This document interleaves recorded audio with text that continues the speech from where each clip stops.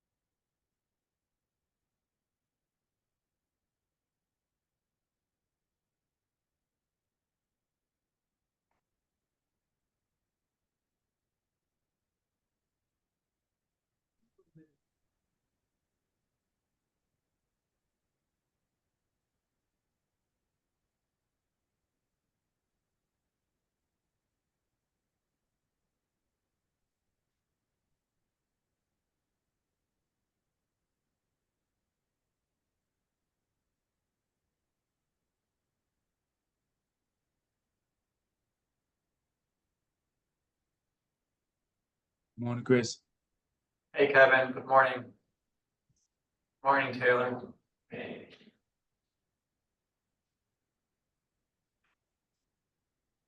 Morning. Hey, how are you? Good, yeah. Doing good. I'm here for Project B, it looks like. Okay. Yeah. You mind Good if morning. Good morning.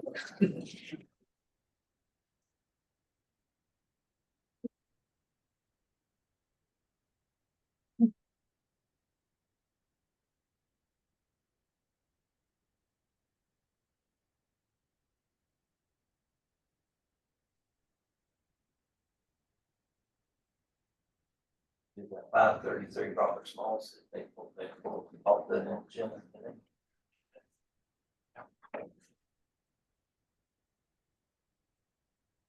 Morning. Is this the 10 o'clock meeting or my TRC? Yeah, it's a TRC meeting. Yes. Mr. Murphy, how are you doing? Good, how are you? Hi. Would you like to sign in, please?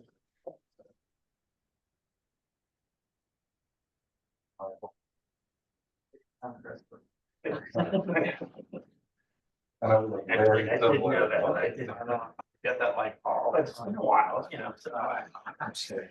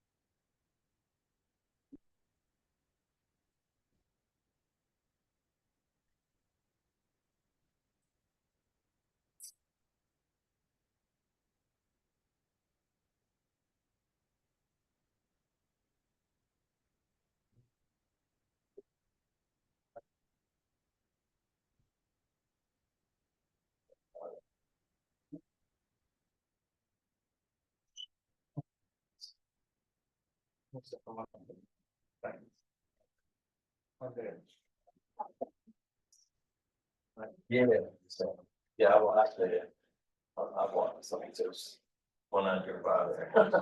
Man, I'm big plan is John. Lawrence. The last saw that. They got plans. No, downstairs.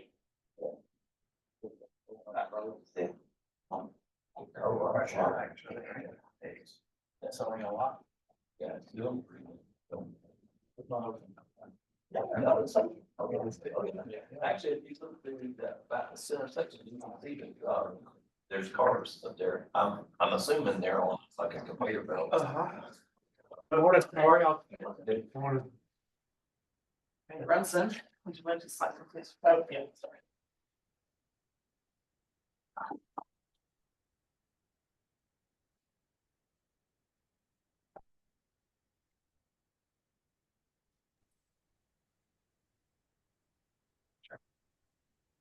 Hey, Jeremy.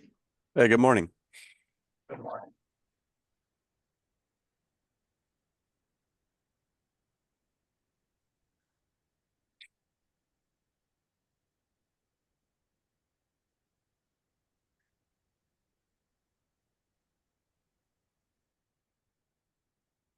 Thank you.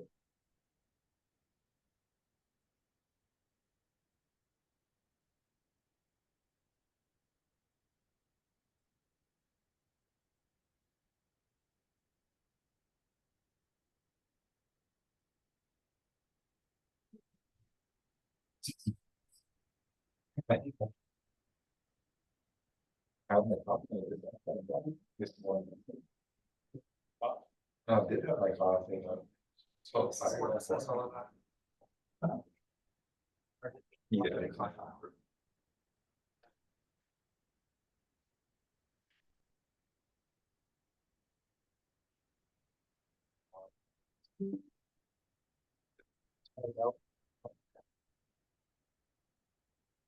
All right, well. Start. Welcome, everybody. This is the City of Beaufort Technical Review Committee meeting, redesign meeting. My name is Christopher Clement. I'm a planner and 3 with the city. So before we get started, this is, as a disclaimer, this is a staff level meeting between city staff members who I will be introducing and applicants. This is not a board, elected commission, or anything that is being discussed today shall not be misconstrued as a approval, disapproval, whatsoever. So, to introduce, this is on my, I think they're all. No, it's just a disclaimer. So, to my left is Community Development Director, Mr. Kurt Fries. We have Bruce Skipper, Building Official for the City of Beaufort. We have Mr. Badgett, I'm sorry, our Fire Marshal for the city. A fellow planner 1 with the city, Nicholas Navia, who will be taking notes and will be emailing those to all of the applicants after the meeting. Joining us online, we have Mr. Jeremy Tate with Matters Architecture of Charleston, who the city contracts with regarding architectural questions. We have Kevin Sullivan, from Beaufort County, transportation engineer. And we have Taylor Logan with Beaufort Jasper Water and Sewer. So we have also, I believe, Owen Berry, who is representing also the applicant for the first project with Spring Suites Hotel. And I think also fellow, I guess, colleagues of his as well. So with that, and we have also our city arborist here, Mr. Murphy. Mike Murphy, I'm sorry. Welcome to you. All right, so let's get started. First project is 250 Robert Smalls Parkway. Proposal for a new Wood Spring Suites Hotel. This is a follow-up discussion. Mr. Berry is the applicant. Y'all have been with the city here before. I did a little research. I think the first TRC meeting that you attended was September 12th, 2023. The last meeting was April 15th of this year, so this is your 5th TRC meeting. The application for today's TRC is to go over the tree removal and landscaping component. But also generally, I've inquired, or I've actually requested for comments regarding all other aspects once more time, including architecture, stormwater management, transportation, and general planning and zoning aspects of this again too. So with that being said, Mr. Tate is sharing the slides with us. So I prepared this presentation and I included the conceptual plans that you have shared with us, Mr. Berry, in this presentation as well. I know there is a disclaimer on this packet that you've sent to me, which says that these slides are to be used confidentially and are proprietary to you. So I know that, but I've included this so because of this the basis of our discussion today. So would you like to add anything before we get started with this discussion? No, thank you very much. And again, we appreciate the time, the continued effort that the city of Beaufort has provided to us as we work through just some of the site challenges and architectural aspects of this particular project. I think, as you mentioned, the focus of today's conversation is one on the tree save requirements, some of the adjustments that we've since made to the site plan in order to save the maximum amount of specimen trees as possible. And then secondarily, touch on some of the architectural comments that we received from the conceptual review. Just on the call here today as well, we have Zach Samuda with BRR. They're our architect on this project. And then we also have Brandon Shreves on the call, who's our civil engineer, in addition to our arborist in the room who you introduced earlier. I do have an updated site plan, which we just got back from our civil engineer, which I do not believe is captured in here.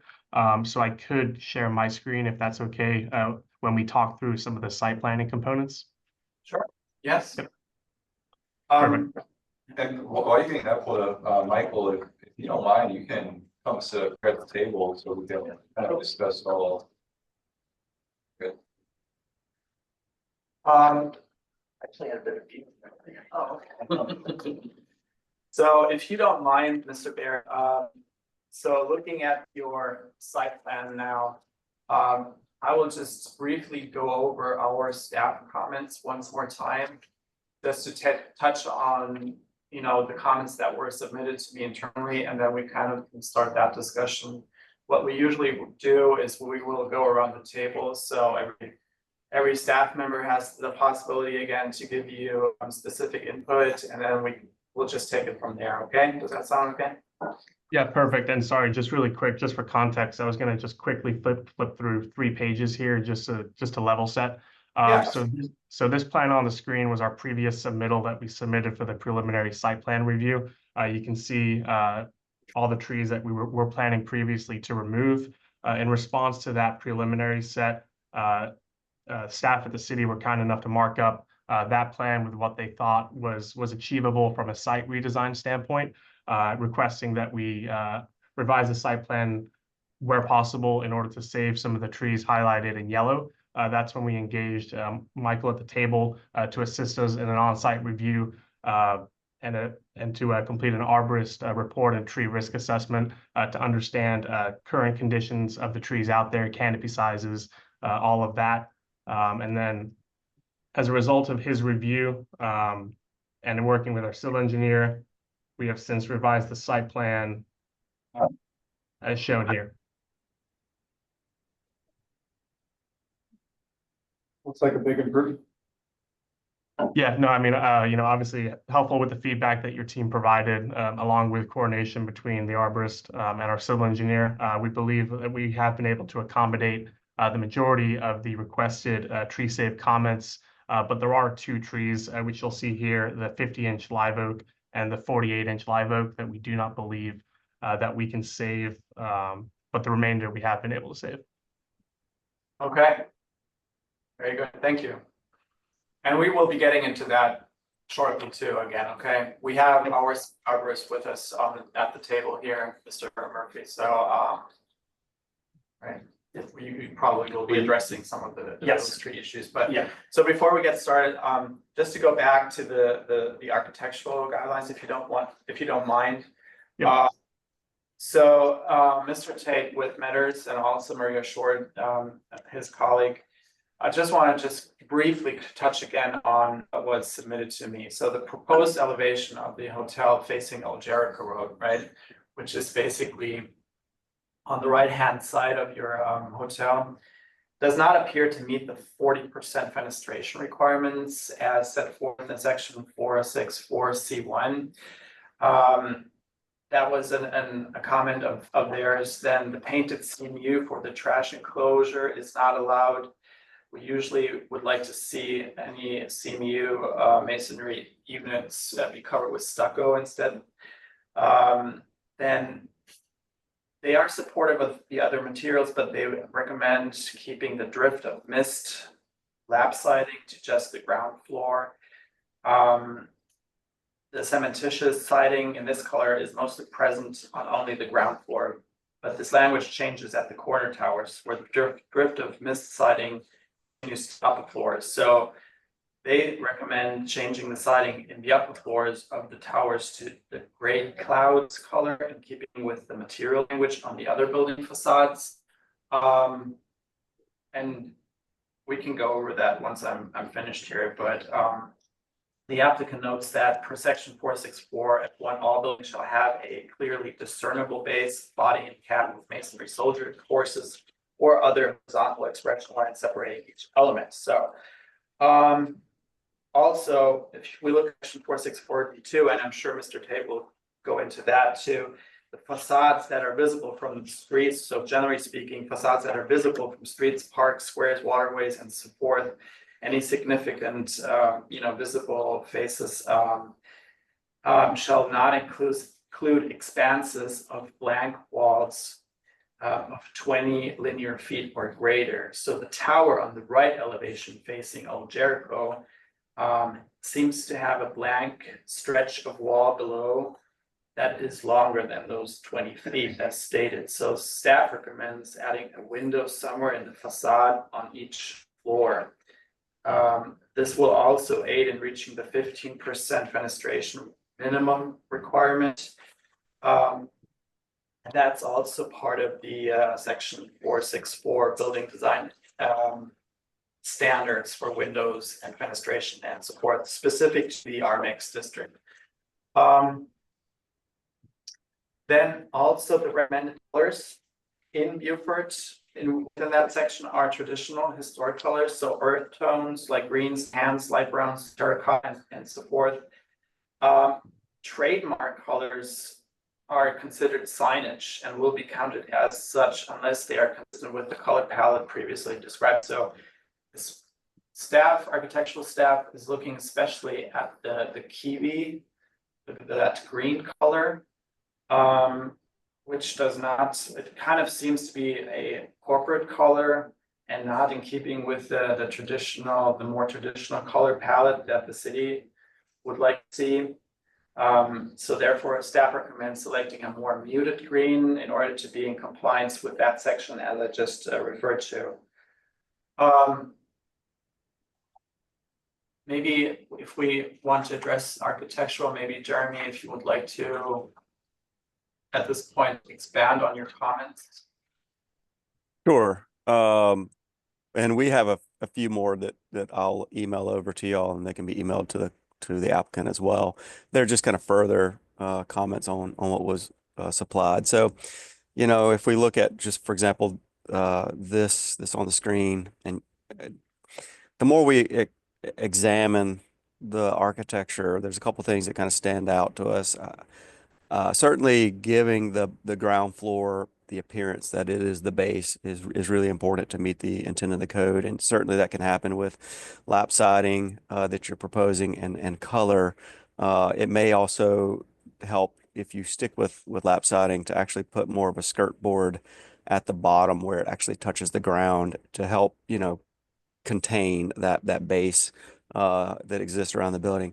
We would also support maybe a more durable material if, you know, I know that brick may be a little more costly, but I think in some of your designs that I've seen online, y'all do actually carry brick veneer kind of around the base of a building, and that would not be uncommon in Beaufort to have that brick. In fact, I think your context photos that show other sites around you, there you'll see a mix of siding and brick. So I think that is something worth looking at. I think the bigger thing for us certainly is getting the fenestration correct, especially that side that faces that end or that faces out to Old Jericho. It's really important that meets the intent of the code and has the right percentage of fenestration, but also the 20 linear feet is broken.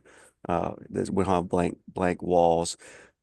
The more we look kind of at the form of the roof and these towers, it seems like you have some designs, I think Bluffton may be one, and a few others where you went a little more, I'm going to use the term modern. I'm not going to say it's modern, but you know, you had parapets and flat roofs. I'm not suggesting that you do that here, because you do also have versions where the roof are gabled and pitched.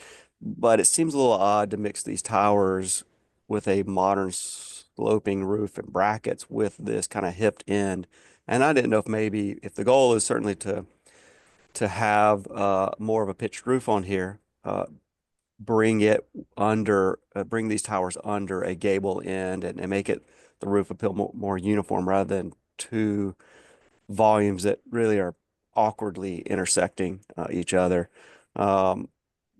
We would also like that right now even though you got brackets supporting that overhang, there's not really a cornice. It's not fully thought out. So a simple move would be to put some trim that contains those brackets, creates the cornice, and that would be in keeping with the code as well when it talks about base, middle, and cap. That's really kind of the majority of the comments we have. So certainly I'm here for any questions or further clarification. Yeah, most definitely. Thank you for that thorough review. I think we had discussed previously just on the 40% fenestration requirement that we just looking at how the floor plan plays into the elevations, right? Currently here, this is the sidewall of the guest room end bank, and then this is the stairwell tower. We had talked about doing faux windows on that elevation in order to meet those fenestration requirements. Would that still be acceptable? Yeah, I think you just need to show what you're planning to do there, and from our standpoint, I would suggest that the term faux window not be used. All right, like use we'd rather see the glass in it but spandrel Mhm. rather than fauxing it with hardy material, things like that that right off the bat are Yeah. clearly faux. And I think the other concern we would have is that those don't become dark facades at night, right? So you have too much spandrel glass. How do you illuminate that side so it doesn't feel like a dark elevation at night? So just keep those in mind. We deal with this sometimes with convenience stores where they'll try to find ways to illuminate that spandrel glass so that it is not just a dark spot in the cityscape. Understood. Sorry, I'm pulling up another image here. So historically, what we've also done, which I think is what you referenced, is that we've had a stacked stone Eldorado, stone veneer on the first floor. Hmm. That's something that we could do here. We had just stuck with hardy lap and the different cementitious type paneling just to keep it consistent. But something with a stacked stone veneer or a different type of brick veneer, something that we could easily accommodate here if you think that would be favorable to the overall design scheme in order to solidify the base and clearly identify it versus everything being cementitious. Yeah, I think brick or stucco would be fine. The code does not allow for stone because it's not really found in Beaufort, right? So brick and or stucco is fine. I think one other comment I did, this picture reminded me, but I know right now you got this truss design for the entry canopy and it's painted white to blend it away, but that does feel very, that's maybe the other elevation. Uh, yeah, that one. That, there are examples of certain structures in Beaufort that may have an open truss, but it feels a little more mountainy than it does coastal Beaufort. And I don't know if maybe going quite simply a low sloped roof would be a good option because I've seen some with that and it doesn't block those windows behind that canopy. It just has a cleaner look, just something to consider. Okay, and then preference on low slope roof versus pitched roof. Historically, we do low slope roofs. We actually haven't built one yet with a pitched roof. We did that intentionally for this project, thinking that with some of the extra ornament, the additional length on the fascia, the overhang, that it would create more of a coastal feel. For us, our preference would be low slope, but just wanted to kind of just discuss that to see if there was a preference one way or the other since you made that comment Yeah. previously. Yeah, I think just given how it kind of makes sense now that you explain it, but having that gable entrance, while it does add scale, it provides an awkward condition behind it, right? Because you got windows from rooms that, and I realize that's standing off the facade some 10 feet or so, but I think my preference would be just do something kind of low sloped. Um, it doesn't have to be that gable at all. Okay, so this image here is our Wood Spring Suites in Irmo, South Carolina, that we just opened the other month. This is a low slope roof, extended parapets, 2.5, 3 foot up past the roof line with a modified, more modern front canopy. Yeah, I mean, we're only talking about the entry canopy, correct? Right. Yeah, yeah.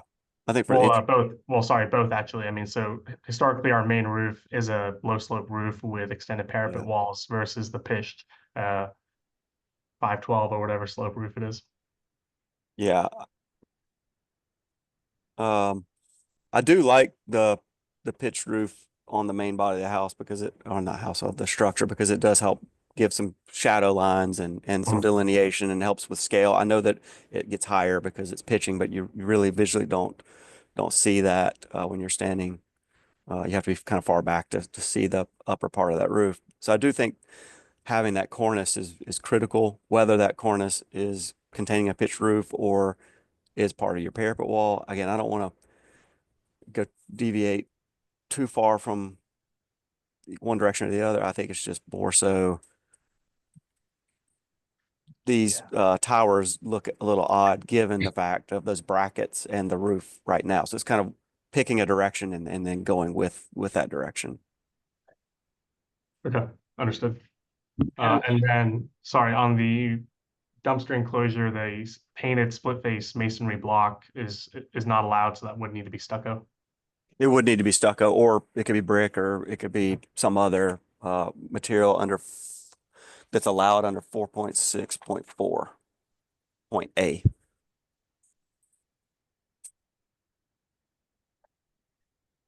So before we make this an architectural meeting, I just mentioned this because I'm not sure, but this is your fifth TRC meeting, so I'm not really sure if you want to bring it back a sixth time to TRC. If you actually want to make those changes and sticking with the plans that you've submitted and addressing the color palette, the fenestration, and the first floor differentiation that we just talked about in material.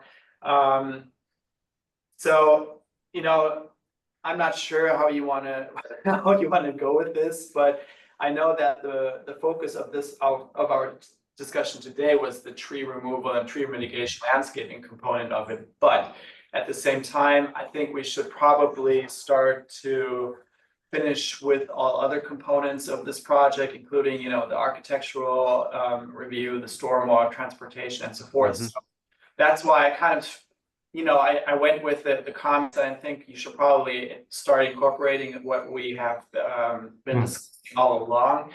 And we can also, discuss the next steps at the end of this discussion. But I think I don't want to get too much involved in the architectural now, because we have been discussing this for quite some time. So with that being said, do you have any further questions regarding that? No, all set on the architectural. So the next component, and usually we have Mr. Jason Hetrick, who we contract with from McCormick Taylor here with the stormwater management. His staff comment regarding the stormwater was that you will need to follow the SOLOCA requirements for stormwater management on site.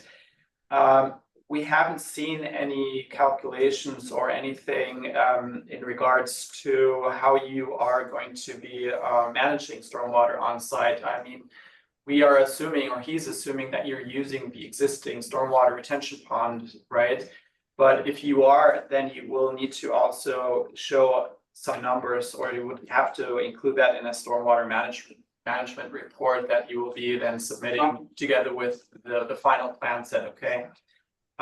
Also, you will also need to submit a comprehensive stormwater pollution prevention plan package with that as well. So you need to kind of also show us how you will be managing stormwater on site. The other question is, if we're looking at lot for the Wood Spring Swiss Hotel, I know the discussion was also to subdivide the 5A lot on the south, that for a drive-through restaurant or alike. Not sure how you're going to address that, first of all, with the subdivision. And also, if they're developing that individually, they will have to also, of course, provide for stormwater management on their portion, right? Do you have any questions regarding stormwater? No, so just for context for you all, following this meeting, as long as we were aligned on the site plan revisions and the tree save, we were going to release our civil engineer to complete preliminary engineering drawings, which we would include with the preliminary site plan review set. And that would include a high-level analysis and calculations for how we intend to manage stormwater. Brandon, you can jump in, but part of it is the existing regional pond on site can accommodate, I believe, is it a 25-year storm event? And then we would accommodate the remainder, the excess with the code change within our parcel, likely underground. Okay, perfect. Moving right along, transportation. We have Mr. Kevin Sullivan with Beaufort County here, and we coordinate transportation planning in between the city of Beaufort, the county. So the county basically aligns a lot of transportation planning amongst the jurisdictions of the city, the town of Port Royal, but also with SCDOT. And I'm not quite sure how we stand with this, but the last time we met, we were talking about the TIA, and I believe, and you may correct me, is there like a draft final on the TIA for that area? Because the last time we met and talked about, or you talked that you would, of course, go or kind of coordinate this with the county and looking at the entire Old Jericho Road, also including that drive-through restaurant on the south, but also going further up north. There's some proposed apartments, multifamily proposals up that road. So do you have any news for us, or before I read out Kevin's, or before Kevin Sullivan can talk about his concerns? Yeah, correct. So Stafford is the owner of both our parcel and the future lot 5A to be subdivided. We partnered with them directly and with Davis and Floyd to issue a combined TIA for both the proposed coffee development to the south and then our hotel. They only analyzed 3 intersections, and then I believe it was either the city or Kevin himself came back and requested we analyze additional intersections, which I know Ryan Lyle and his team at Davis and Floyd have been pursuing. But then there was also the question around the other proposed developments and how we can incorporate into our TIA while those have still not been finalized either. Stafford was the party that contracted directly with Davis and Floyd. We just agreed to a cost share for that. So Stafford has been the ones that have been managing that TIA with Davis and Floyd directly. So I don't have a core update for you, but I know that it is in progress. Okay, Kevin, do you want to comment Yes. on this? Yes. Oh, Yes. The TIA is underway. That is correct. They are looking at the different developments in the area. The coffee shop is to be included, and also the apartment complex is to be included as well. Mr. I think his name Barry was correct about the number of intersections that they looked at. But they have to, they were requested to go back and grab a couple more intersections when school came back in, so we can make sure that we are doing our best at striking the right balance in terms of reducing conflicts on our corridors, protecting the quality of life at the same time, and also being cognizant of this being an economic vitality type development. So we want to make sure that we're also promoting that as well. And we believe we can use the TIA and the different improvements that's going to come out of this TIA to hit all 3 of those targets. That's promoting the quality of life, promoting economic vitality, and reducing conflicts on our corridors. okay. So looking at this revised site plan, previously we had discussed a point of ingress egress mainly also from Old Jericho. The way it looks like on this site plan there, I don't know if you're still pursuing this or not, but the site is part of a grander commercial park. So there is on the western side, there is that Spine Road, Ambrose Run that kind of connects all other out parcels on the southwestern portions of it, and then so forth. But the last time we met, we talked about mainly having that traffic going into your hotel going also from Old Jericho in and out. So with that being said, I think that was one of the major components for the TIA, because with that, you would be probably looking at, or county is maybe looking at eventual improvements to the intersection of Old Jericho and Roberts Falls Parkway on the south there. Has that changed any, or is that just something that you? Yeah, sorry. So that wasn't wholly captured in the site plan update. The plan would still be in. Brandon, correct me if I'm wrong, we can achieve it. I know we're showing a temporary ingress egress right now onto Old Jericho, but the plan would be, barring any issues with tree save, to still provide that right in, right out onto Old Jericho. And then separately, as a result of the TIA, more than likely would need to provide the southbound right turn lane from Old Jericho onto Robert Smalls Parkway, which would require a easement from the or at least dedication from the coffee shop parcel lot 5A. So that is all still in progress and is currently being accounted for, albeit not in this plan. Lot 5A, the coffee house, would not have direct access onto Old Jericho themselves. We would provide a cross access through access easement from this curb cut down here through our site for those individuals from the coffee shop to exit through our parcel onto Old Jericho. Okay. And with that, you've got some parking spaces kind of right there. Produces maybe some conflicts, especially if that's Starbucks. So, could those maybe be moved? Since we haven't seen them before. Brandon, do you recall what our parking count is with this revised site plan? Yeah, we're right on the requirement. So we're right at 122, Yep. 1-to-1. Okay. Well, if that's gonna be the only access. That's not Well, ideal. Sorry, no, so for lot 5A, they do have through access to the parcel, to the adjacent parcel. I can pull up their site plan if that helps for context, but our ingress egress would be secondary, mostly for them. We anticipate majority of coffee shop access from the south, from the through access road. Our cross access is intended to be secondary. I think that changed because I think the last time we discussed all this consolidated, traffic engineering, I think that, that was discussed that the major or the main egress for lot 5A was actually through your, that shared drive off of Old Jericho. So I don't know, but anyway, with that being said, well, I guess we're gonna just wait until the TIA gets released. So once it does, we can either have a discussion internally again, or you will just submit it together with your plan set for, going forward for planning commission purposes for approval. Okay. Correct. Yeah, our plan is to submit the TIA alongside our preliminary site plan for planning commission consideration. Okay.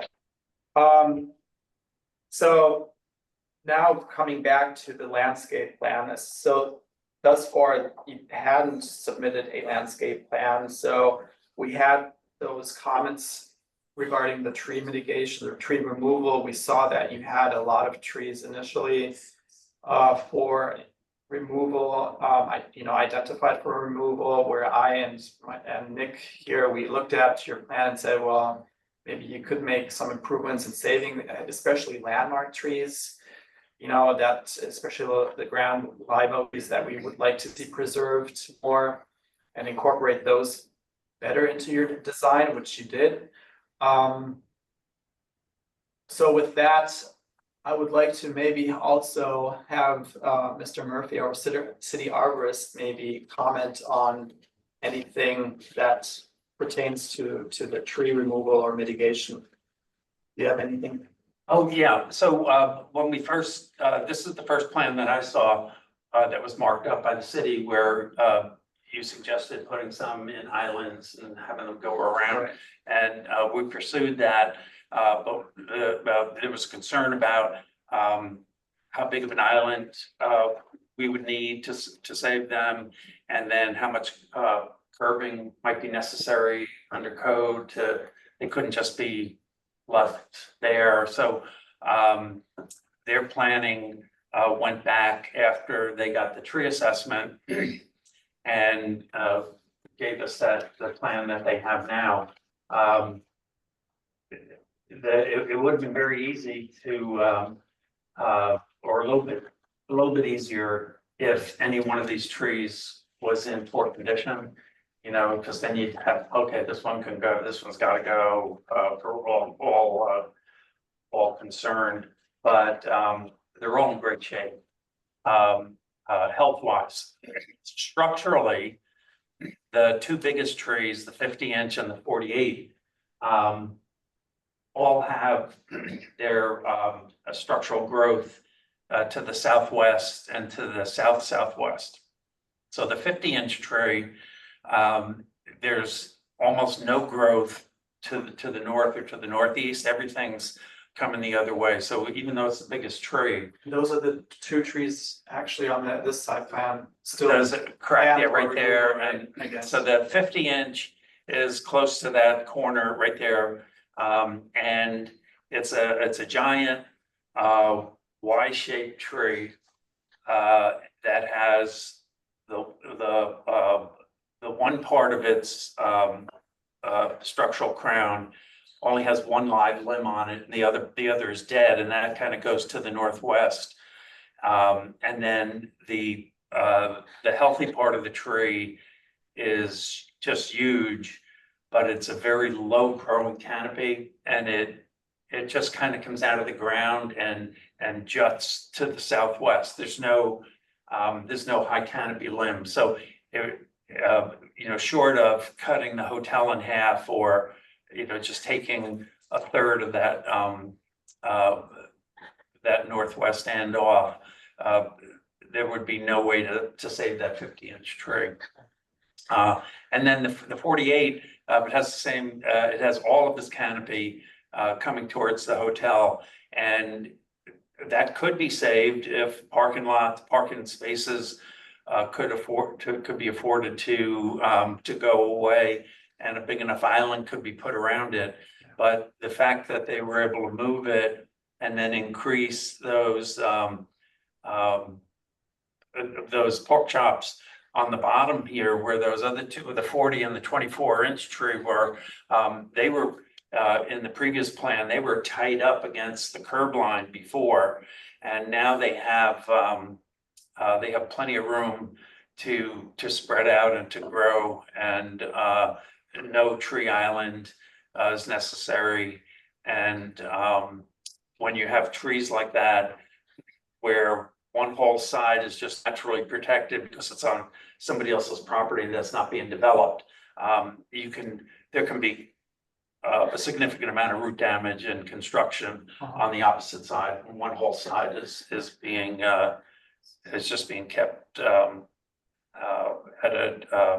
a normal So level. just for better understanding, are you representing the applicant? Yes, So you're working as their arborist? yes. For them, okay, so, okay, I wasn't sure about that, okay.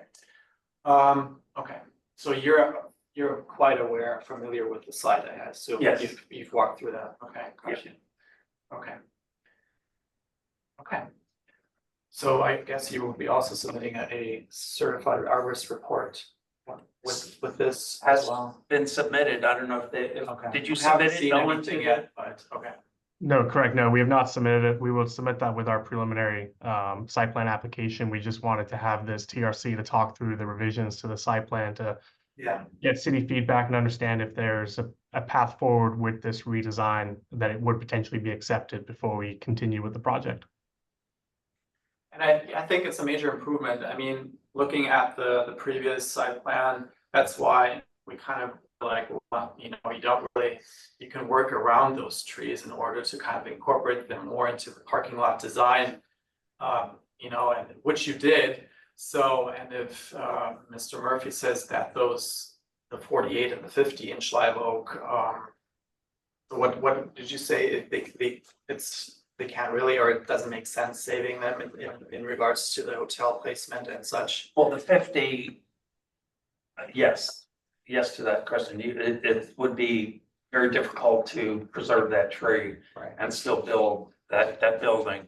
And sorry, Mr. Murphy, did you also say the 50-inch has a couple of dead limbs? Yes, well, the one leader has a dead lead. Right. It's a Y tree. Yeah. One of the Ys is dead with just one limb on it, and the other Y encompasses the whole remainder of the canopy. Okay. But the tree's not dead. All the trees could be preserved, but it's not practical, I don't think, to be able to try to preserve that tree with so much going on around it, and the other tree, unless it could be unless that island could be made, but there'd be too many parking spaces gone. I think this iteration that I've seen of all the ones that I've seen that they've showed me saves the most trees, but maybe not the most diameter. Because these are the two largest trees on site. Okay. It's just the fact that they're the way they grew, their structural form Yeah, is going the wrong way. okay, And okay, all right. and to save them, you would be taking out these other smaller trees, but which are still big, a 40-inch live oak, and all the trees that are remaining have more of a compatible tree form canopy that will fit in with the maintenance part of the property, and it'll certainly look better. I'm sure once this building's built, they could use this as their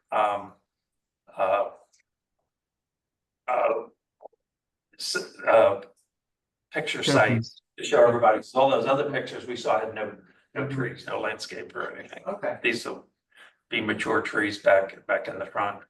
Kind of on this topic, just wondering if you guys have discussed for the tree island or the spots in between that don't have any trees in them, between the parking spaces, what the plan would be to plant in those. Other lots could be public. Were you talking? Both either? I haven't seen a landscape plan, but they're the one closest to the building is large enough for a live oak, and even the other one looks pretty big. You know, but they could be whatever, if you require overstory or understory trees that close to the building, or what they require back within as far as mitigation is concerned and things. All right, any comments, Mr. Barry, on landscape plan or whatever? I guess, are you still working on a landscape plan too? Or is? Yeah, correct. The landscape plan will be submitted with our preliminary site plan review set. Okay, Just to touch on tree mitigation, given just the diameter of some of these trees per the mitigation requirements, it still might be a challenge to meet exactly what those mitigation requirements are, given that we would be removing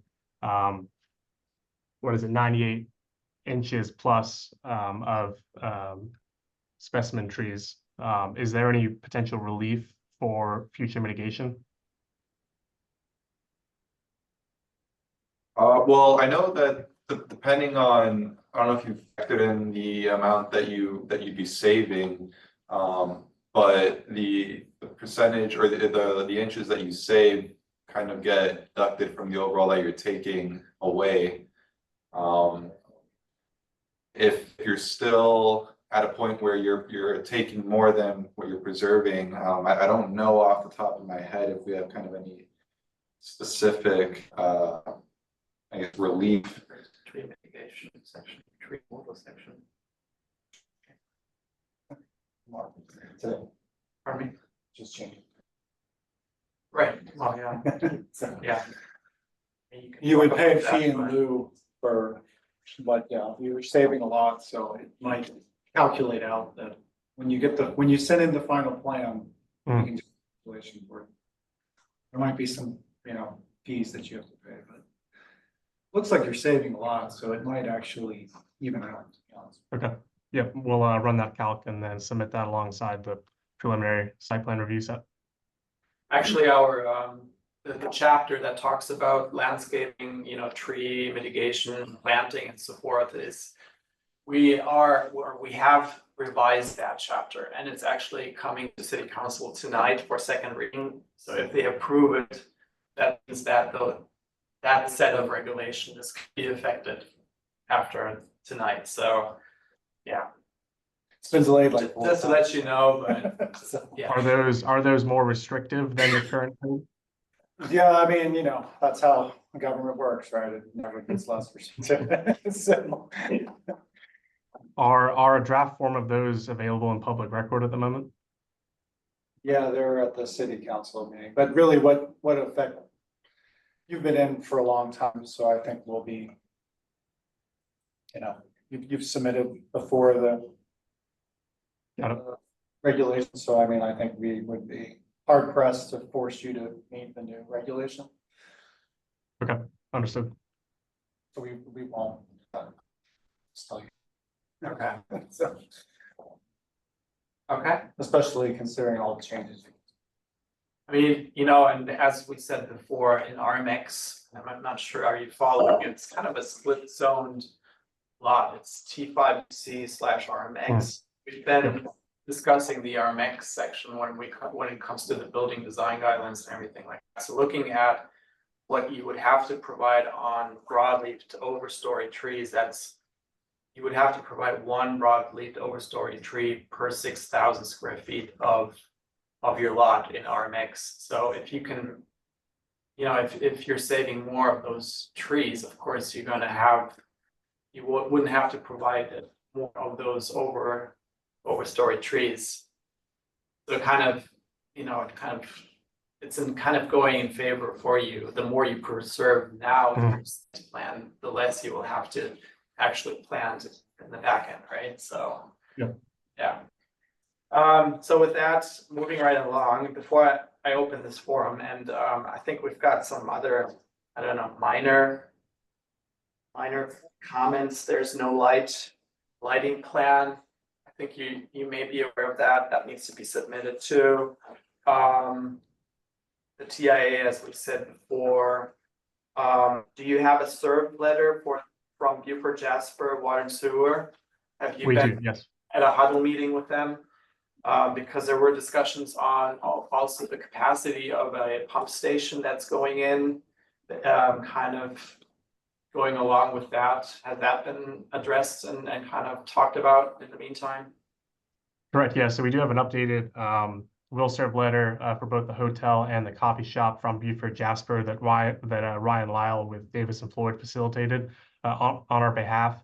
Currently, Stafford themselves are also pursuing a private lift station agreement with the Watercrest developers. In the event that the Watercrest does not move forward, Stafford can assume the cost and construction responsibility to develop that private lift station. And then therefore, we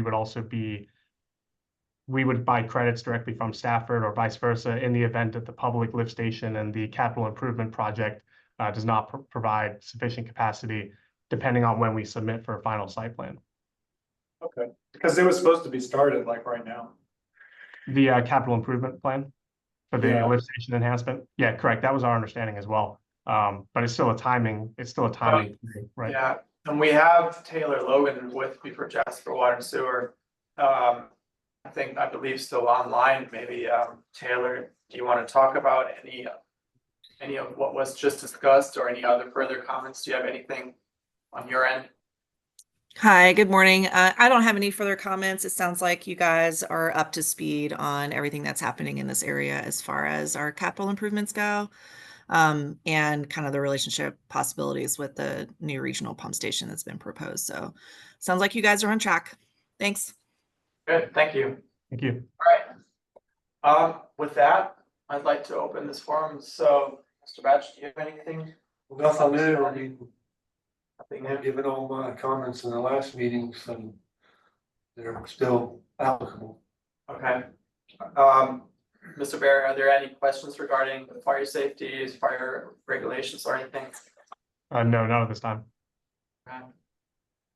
It's just two things. So you're proposing a right in, right out only on Old Jericho, or how are you going to restrict that? Because, before the main access to that Starbucks was going to be through here and you had a decently done, right? But now with the parking conflicts, I think, although I like this new site plan, is dramatically better. I'm just wondering what we can do with 7 spaces. And knowing how that Starbucks is going to be accessed, especially how you're going to restrict a left-hand turn into there. That's where most of it probably come from. Yeah, sorry, I might have misspoke by saying right in, right out only from our site onto Old Jericho. I'll leave that to the traffic engineers for what they are proposing. If viable, then it could be both left out and right out. If that's the case, is there room to move those 7 parking spaces so we can remove the conflict for people? Basically, These 3 spaces here. that's right. And those 4 spaces on the other side. It might be a challenge to still meet the 1-to-1 parking space requirement since we are at 122 exactly. Just looking around, there's tree save in this easement area, and then everywhere else, I guess potentially up here. Brandon, do you think? I mean, it's a 15-foot side buffer, so maybe not. Yeah. I can't think of anywhere else we could put spaces, after all the landscaping islands and saving those live oaks. We can shift the curb cut and driveway onto Old Jericho can shift anywhere up our eastern property line, correct, Brandon? So we could move it up to this location here, which is away from all the parking spaces. There is also another curb cut further up that may be a better solution. Maybe we only lose 1 space. Maybe that one can be put somewhere else. Well, I think it's just, okay. I mean, I guess we could consider like an exception to parking, or you could do even a short parking agreement with one or the other. Just knowing the Starbucks, you know, I would. The request to potentially relocate these parking spaces, that is not a code requirement. That is just for visibility or a recommendation. Well, the 7 spaces, if that's gonna be a primary access to the Starbucks, it just produces a conflict, right? With the motorists that are pulling in, because you're gonna have, you know, the Starbucks is essentially the highest traffic use that there is, right? And there's gonna be people coming and going all the time. Yeah, correct. I mean, I think though, looking back at their site plan, that they intentionally incorporated a double loop in order to provide sufficient stacking within their parcel, with the intent that there wouldn't be stacking beyond and within our parcel. Yeah, I get that. It's just, you know. It does also seem like their intention for their site plan is for most people to come in the south entrance. As you see, it's one way through most of it, and the drive-through really starts before that striped pork chop coming from our side. So it does seem like their intention is that most vehicles will arrive from the south entrance on their parcel. Yeah, I get it, but it's still just not a great plan there to have those parking spaces coming right out onto their access, whether they're leaving or, because people are gonna probably be exiting that way, and then you're adding a conflict on their exit. Right. So, Yeah, I mean, Kurt, if it could maybe be, you know, I could even give it administrative variances for saving trees, but I think that needs to be removed. So, go ahead, Joe. yeah, no, this definitely needs to be vetted out. So when we show it in the actual TIA is actually shown correctly. So I believe we're actually going to be looking at both of these sites. So the conversation should be made and confirmation should be made real soon on the location of these drives. So I think we'll have that conversation pretty soon with those who are conducting the TIA. And if we even need a Teams meeting to make those confirmations, we can do that as well. So so this would be vetted out.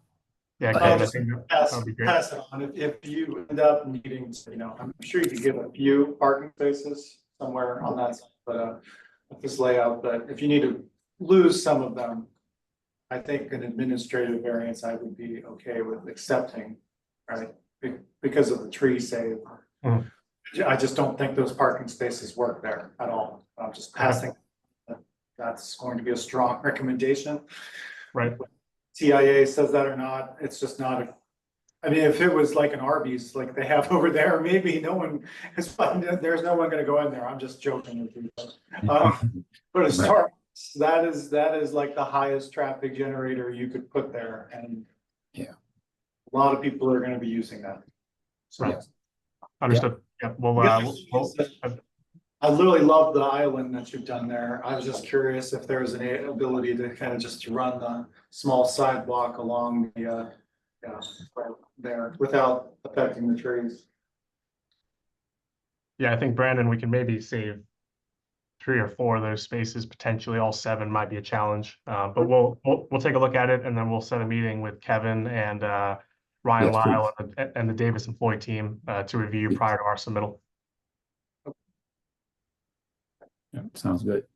Bruce, do you have any comments? The only comments I've got is, will there be any kind of food service? No, so there's no food service. Nope. Okay, good. No, that's really about all I got for now. Just, we had, my other comment was strike some crosswalks, but you've taken those out, so. And then you've shown them the crosswalks are striped there, so it should be all right there.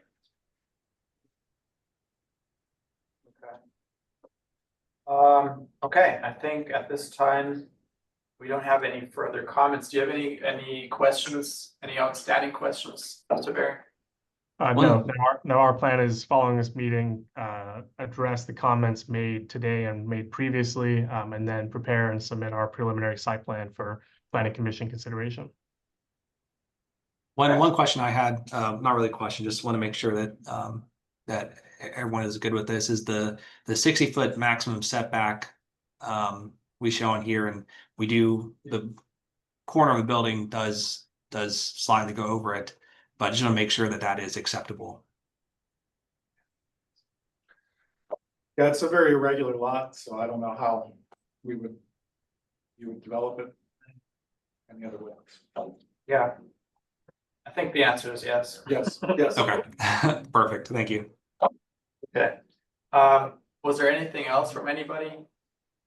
Zach, nothing on your end? I've got one final thing, just with No, the nothing on my place end. of the dumpsters. It looks pretty tight from going kind of west to kind of get through there with what's shown on the plan.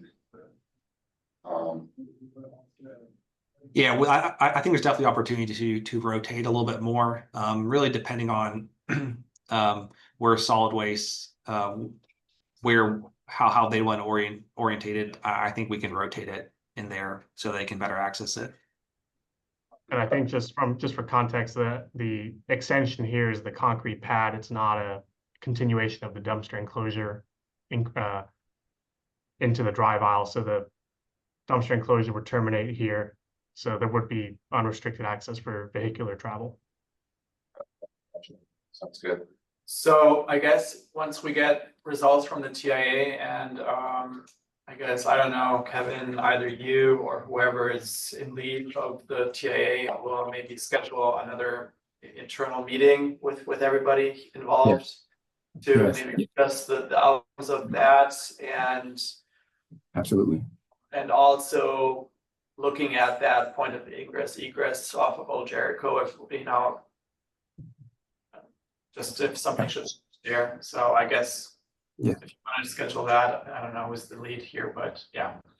Otherwise, yeah, just work in your revisions that we just discussed today, and I think we're almost there. I mean, we're only waiting for the TIA results, and then we can finally go and go towards planning commission. I think that's the goal, right? For this preliminary.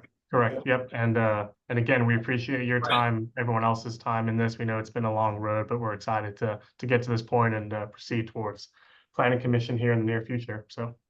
And you will be receiving an email from Nick with all the comments and everything. So he's writing up a summary of the discussion today, and just get back with us if you have any outstanding questions. Okay. Will do. Thank you very much. Appreciate the time. Have a good one, everybody. Thank you. Thank y'all. Bye. All right. Moving along, Thank you. You can stay. You can take my spot. Thank you for, but sounds good. Second reading. Yeah. All right, the second item on today's agenda is Cane Island Phase 2. Mr. Miller and Sir. Yep, you got it. Everybody need a break? You need a break? I didn't have to think the whole time. Okay,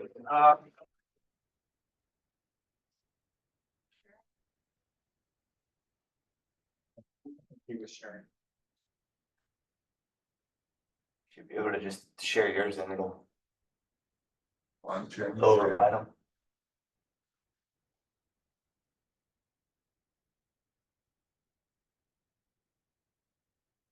Jeremy, are you still there? Are you I'm- sharing? I'm here. I've got it shared. Do you want me to stop? No, you're good. You probably don't have to be here. You live that in architecture. It's up to you if you wanna leave, then I can really do sharing. Yeah, I don't have any architecture comments. As interesting as this is, I'll move on. All right. See ya. Okay. Bye. Thank you. Only the biggest, yeah. Let me try to get this here. So this is phase 2. Phase 1 is being presented phase 1, and that's, I mean, you're doing the work currently, I guess. Phase 1, right? Right. So, so this is just a continuation of the overall development plan, which entails, I think, how many phases? 5 or how many phases are there? I think In total?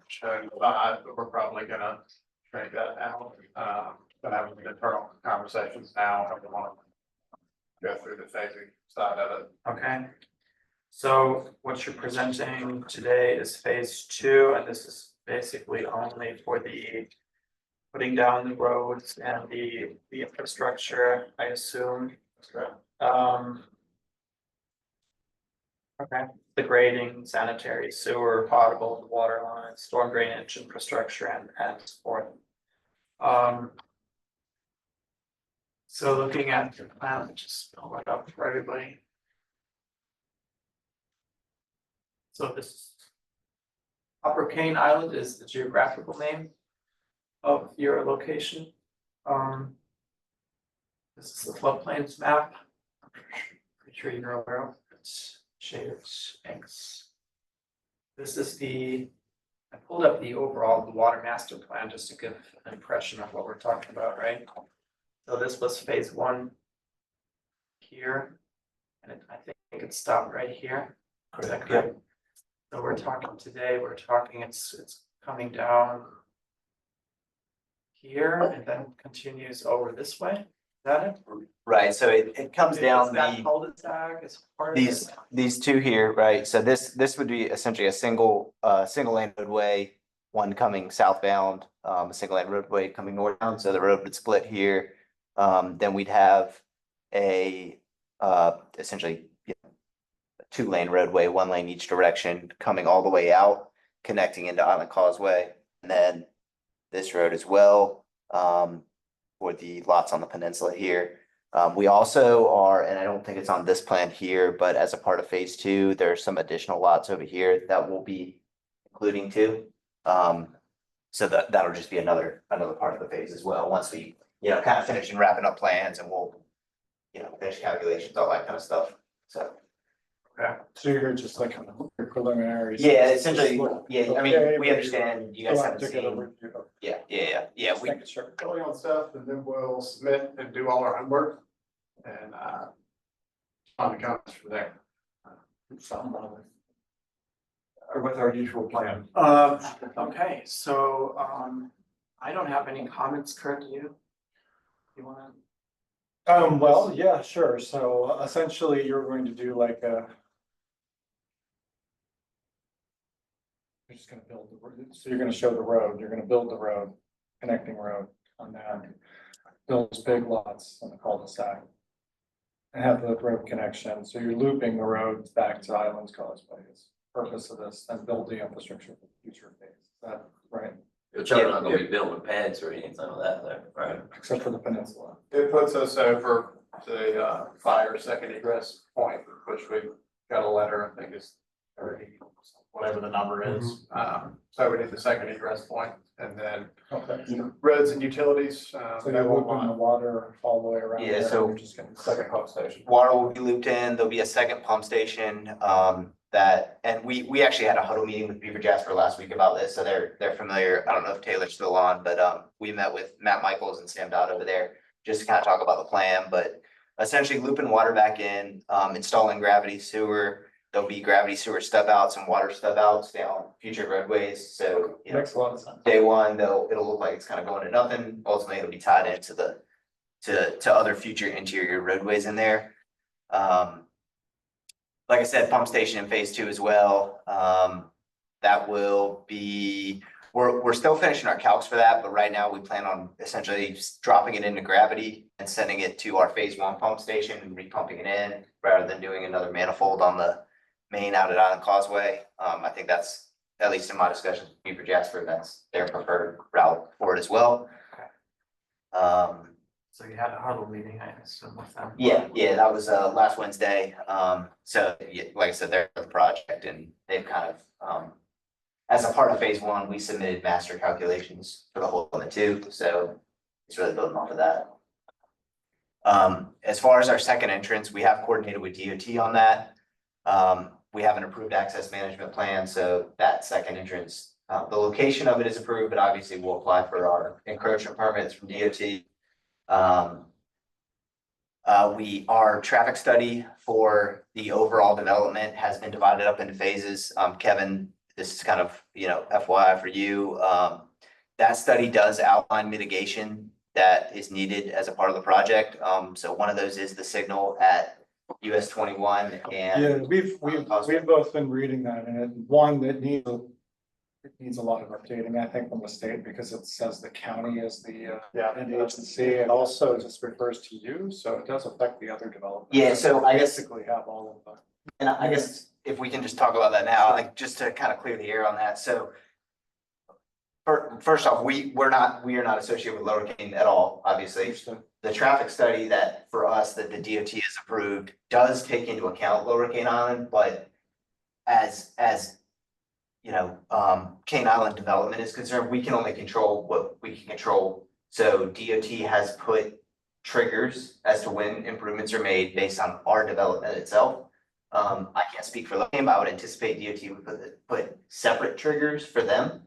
Because obviously these are two different developments, and if one person stops or one person goes faster or slower, that kind of impacts the overall regional plan. So obviously the traffic study considers other developments in the area.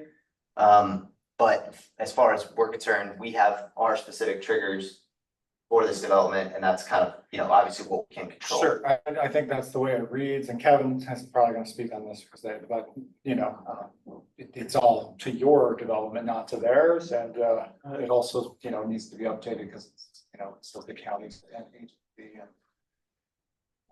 Well, I think what you're referring to is Josh Johnson requested a The from, letter, yeah. yeah, from the county itself. And we could certainly get that clarification if we need. I think if we, I know Josh has been in communication with the county, I think specifically Brittany. Yeah. So I think Well, yeah, well, what I'm hearing, what's your name again, sir? Drew Lonker. Yeah, what I'm hearing, Drew, about the letter is that, because of course the development is in the city, you're going through the city's process, and the DA agreement is going to be through the city, et cetera, that the county shouldn't necessarily be referenced in the letter. Now, maybe somebody here needs to speak to SCDOT about why they're looking for that. Yeah, and so I did speak to Josh, and it's essentially the reason from DOT's perspective is because after our development constructs our phase 2 entrance here, right? We don't need any more technically DOT encroachment permits to build the rest of the lots, obviously. But when that time comes, when we build the rest of those lots, there are triggers outlined in the traffic study, which DOT wants to get enforced, because then like after phase 2, they're kind of out of the picture from a permitting perspective. So we don't necessarily need to go back to them to ask to build more lots. We have to go back to you guys, right? So what Josh essentially told me is because of his experience on past projects, he wants to make sure that you guys are aware of those triggers. It's just what we're saying is the county has no control over those triggers, the city does. Yes, correct. And we recognize that, yeah, So so, they need to update that. well, and I think, and That's no correct me if I'm problem. wrong, yeah, that's no problem, but like, we just need that from the city to pass on to Josh, essentially. Yeah, I mean, that's going to be step one of, I think Drew, correcting the letter. And step two, we're going to have to talk through what mitigation was discussed in the TIA. And we as city and county are going to have to talk to SCDOT to get clarification, because it's not totally clear on the logic and the reasoning and the justification for this one and that one. And so we got to talk to SCDOT, and because we're under the we have an understanding that SCDOT has like a 4-week backlog on reviewing TIAs. So we're not sure if SCDOT even reviewed this TIA. Are you sure that they reviewed it already? Yes, I have a letter from Josh Johnson on it. It was probably 2 months ago, I think. So it's been reviewed and approved by him. And again, I've talked to specifically Brittany Bishop, and I know she coordinated with Josh regarding the mitigation that was proposed, because he did shoot that over to you guys, because there was, obviously we needed the county's buy-in on those, right, on the mitigation that was in there. So that has all been done. Yeah. We can certainly, call a call together and kind of discuss that as a group if we need to. So we're all up to speed. Yeah. We're definitely going to need to rethink that. Ms. Bishop is no longer with the county as well. So, I mean, I don't have access to her emails. I don't know exactly. So we're going to have a direct conversation with Josh to find out what was said and what was not said. This went more through Jared Fralix. And Yeah. we got the county's buy-in for the mitigation, because that is something DOT requires. We had a meeting with all of the above, got everyone's buy-in, submitted the traffic study, DOT approved it with Scott Marshall and Jared Fralix. The city no one communicated with us, and I think they're reading the TIA, and there's a lot of. Yeah. And that's a problem. Doesn't appear that. And which TIA, are you reading the Upper Cane TIA or the lower, like which TIA are we talking about? You're talking about your TIA, but that's a problem because we have the TIA ordinance in place, and things are supposed to, as protocol is supposed to go through the Office of Engineering. So I mean, talks might have been happening at the top, as it should. I mean, the top guys should be talking, but the Office of Engineering has to have their input on these things, because we kind of see things at a granular level, and for a project like this, we don't want to miss anything. And sometimes when you're at the top, you might miss some important things. Not that you mean to, but just because you're not at the ground level, you don't see it all. So yeah, we need to double back around and talk together as a group to understand what SCDOT has proposed or not proposed or whatever. And on our side, we'll get with Jared as well. So we'll find out what he said and what he didn't say, and why it was said, and what Brittany said and what Brittany did, because Brittany's no longer with us. So it's a lot of stuff we have to do on our side too, just to be fair. So based on that, can we still go, I mean, if the TIA or if the situation for improvements with US 21 and Causeway as long as that's not resolved, can we still go on with this?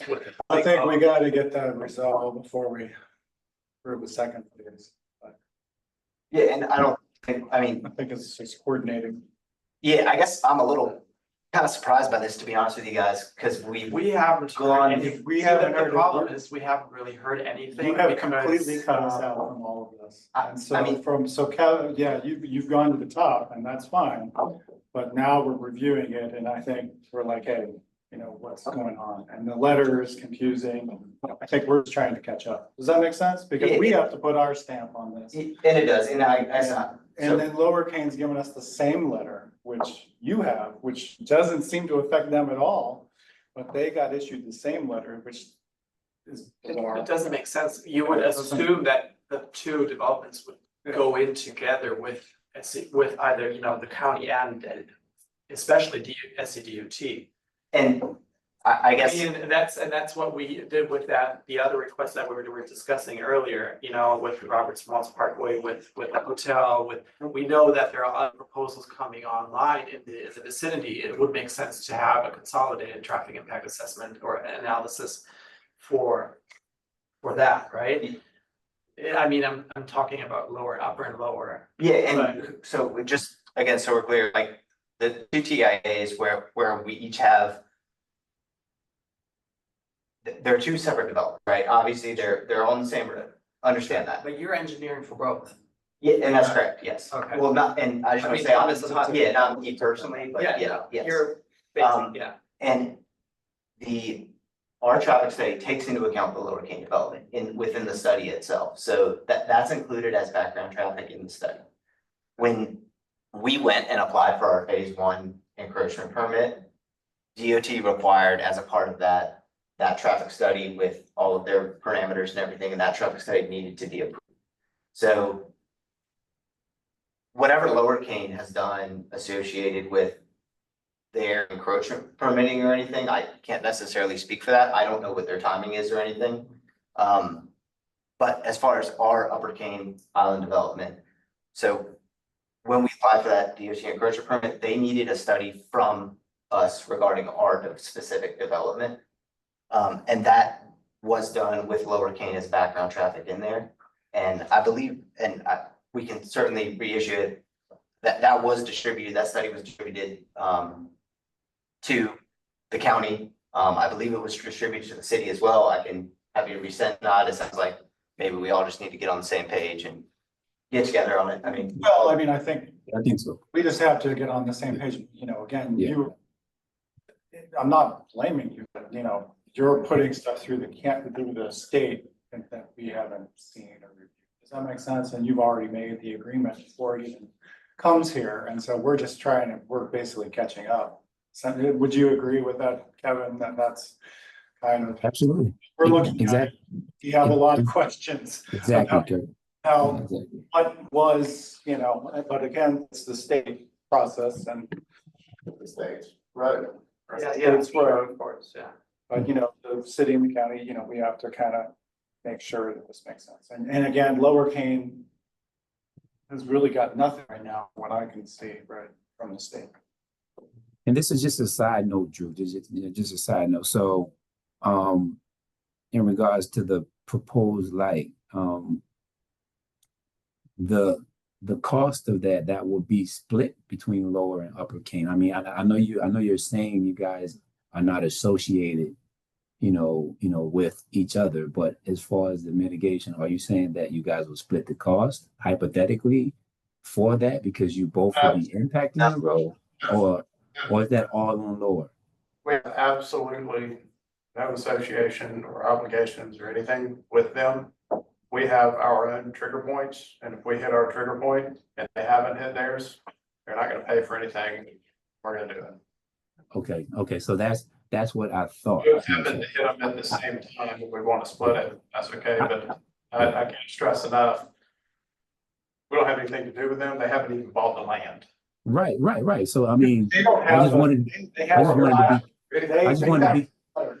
to be clear on that. I just want to know that I understand that part of this conversation up front. So now I'm clear about, okay, we're both building dwelling units, but one particular development has the understanding that they are not going to pay into the improvements. I just wanted to be clear on that before we move forward. So when I go to talk to who I need to talk to on this side, I can go with some type of information.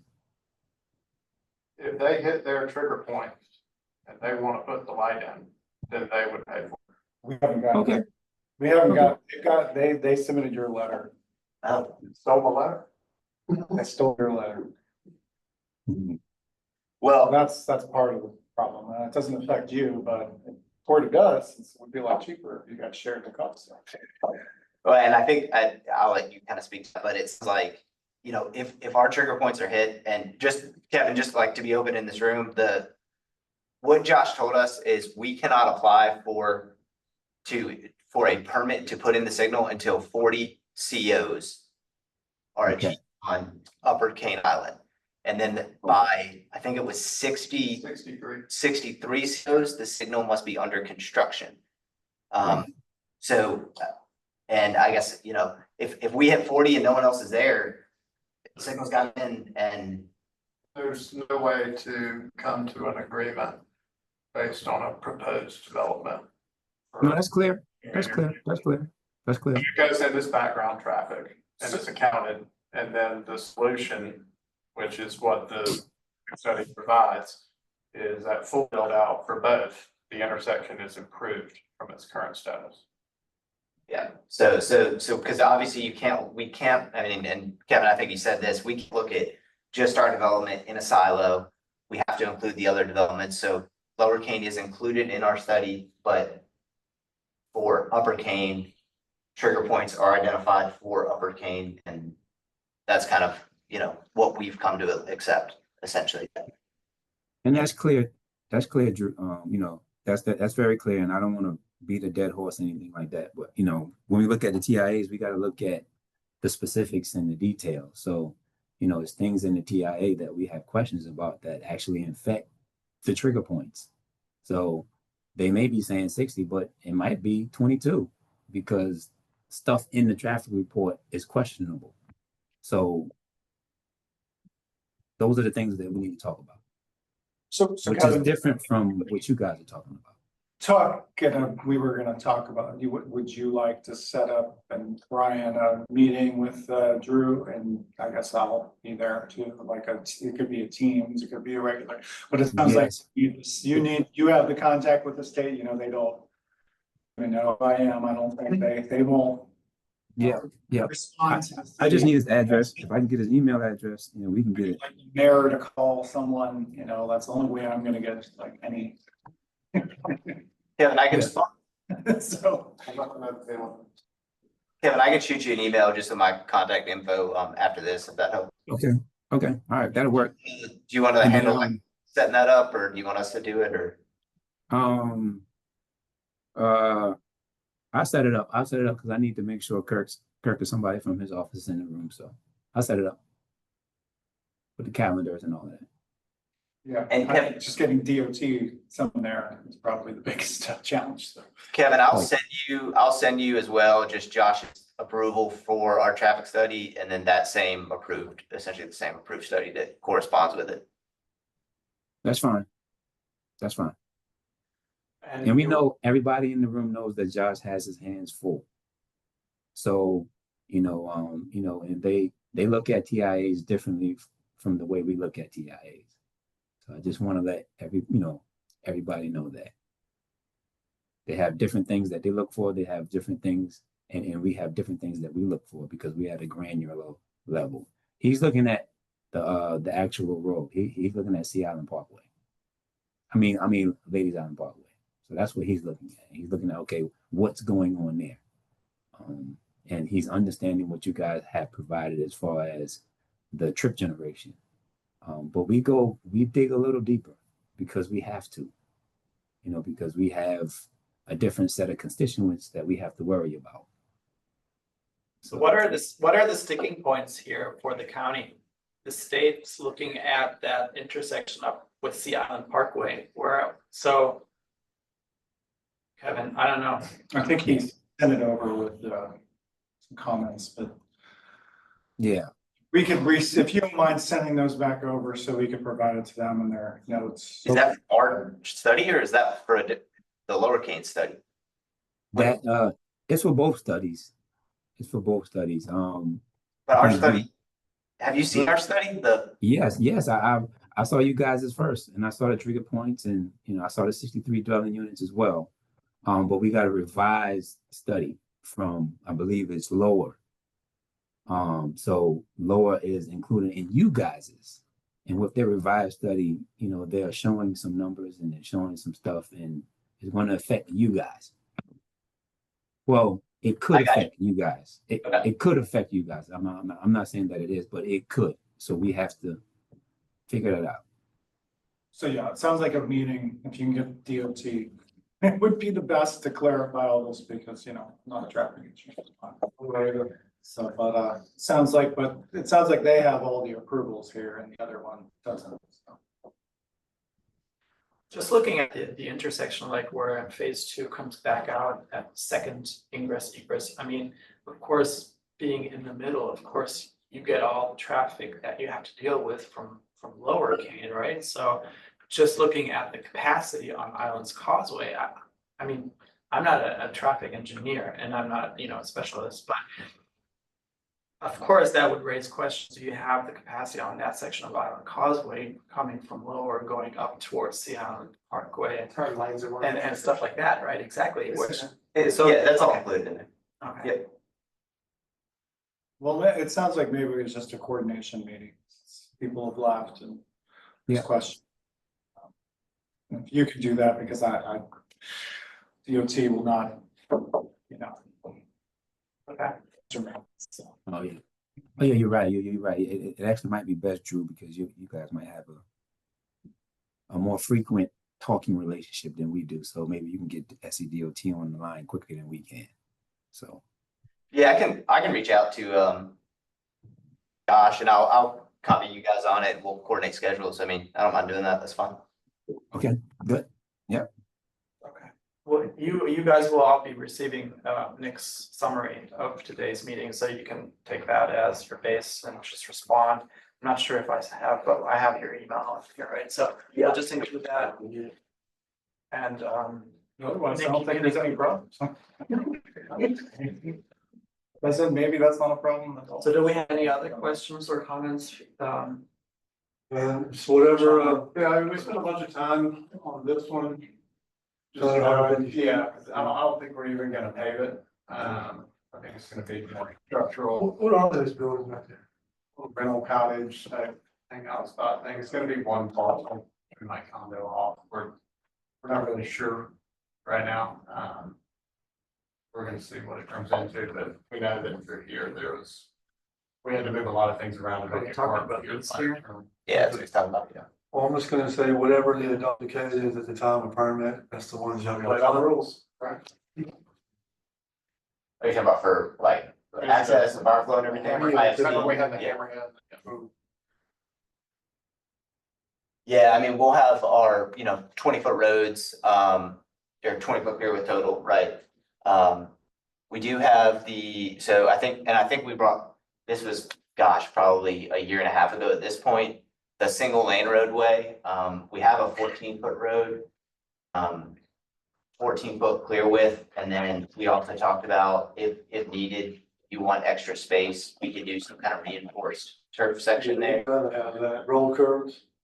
Well, it'll have like a valley gutter in it, but there's not gonna be a curb on that section. The interior side, kind of here to the south, this will have a vertical curb on it. It'll be just like a header curb, like a 6-inch header curb.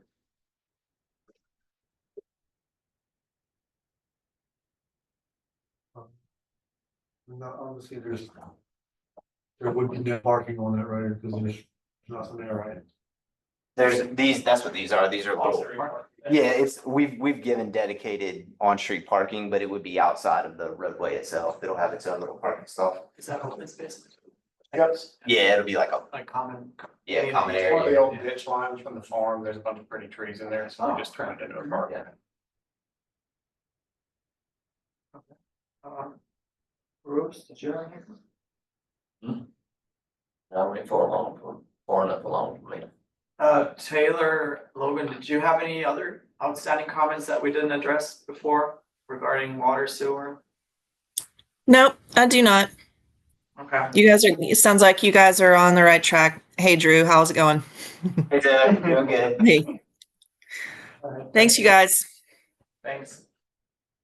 All right, I guess if you guys have no other questions for us at this point, other than the traffic study and so forth, but, I think it just needs a meeting and then. yeah. Yeah, I mean, I don't know, we'll get through it. I mean, we'll get all together and see, whatever we gotta do.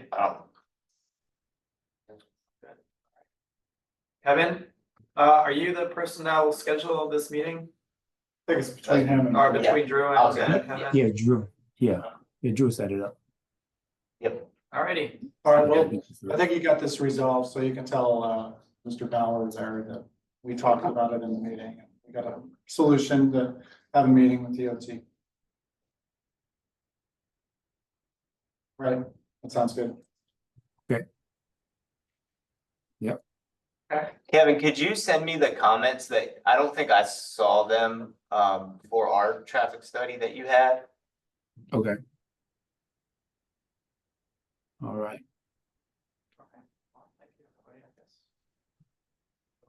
Will do. right. All right, Thanks, guys. Thank you. Well, thank you.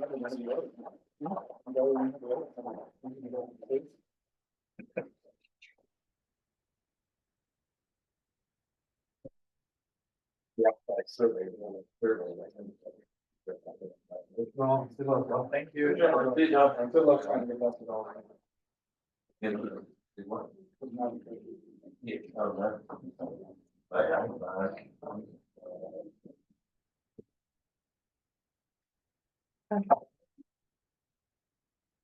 So we are talking about a